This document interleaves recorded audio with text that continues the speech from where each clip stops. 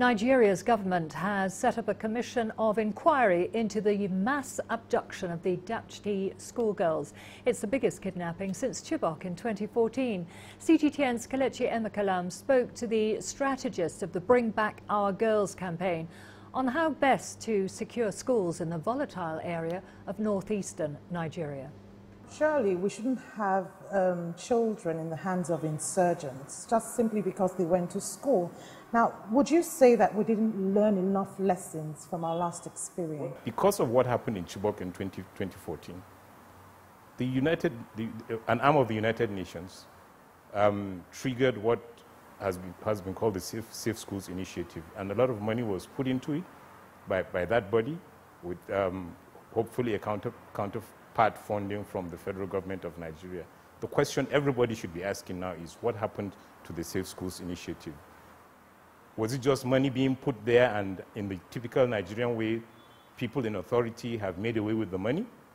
And if the money hasn't been made away with, why has the schools initiative not been as effective as it should be? Because all the schools in the Northeast, to start with, are supposed to be covered by the Safe Schools Initiative, including Chibok, where it all started, in terms of mass kidnap of schoolgirls, and now Dapchi. From your own point of view, what do you think should be done to ensure that kidnaps of school children, does not reoccur? The insurgents will always look for a way to make a point, because it's a point they are making.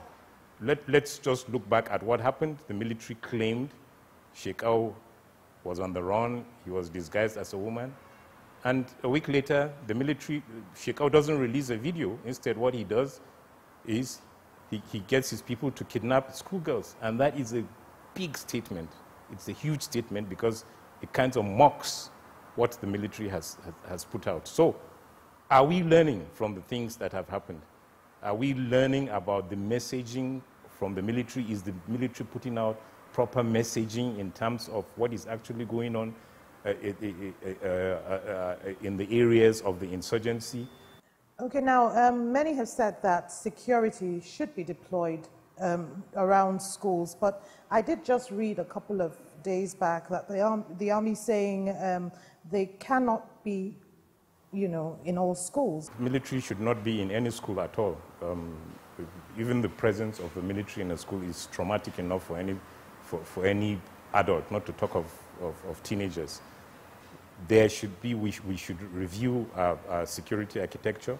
We have so many security parastatals. What are they doing?